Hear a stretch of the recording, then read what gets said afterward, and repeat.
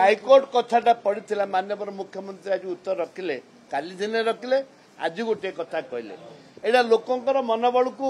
विभिन्न प्रकार विभिन्न कथा छुंची हाईकोर्ट जदि हम प्रथम कथा होची ओडिशार पश्चिम ओडिशार गोटे हाईकोर्ट हम पूर्व थिला दक्षिण ओडिशार जयपुर हवा दरकार जेहेतु चारिआडे ब्रह्मपुर एटू निकटस्थ ब्रह्मपुर अच्छी ब्रह्मपुर सहित आलोचना करने भी दरकार पश्चिम ओडिशा जदि हम दक्षिण ओडिशा कहीं न हम जयपुर कहीं न हम ए परिप्रेक्षी में मो माननीय मुख्यमंत्री अनुरोध करी स्पष्ट करंतु केबे सुधा हाईकोर्ट डिक्लेयर हम हाईकोर्ट बेंच डिक्लेयर हम पश्चिम ओडिशा आ दक्षिण ओडिशा जयपुर ठारे स्पष्ट डिक्लेयर करने दरकार आज हम आम विचार को रखु नवीन बाबू विचार करी 24 वर्ष पड़ला तमें विचार केते वर्ष कर कह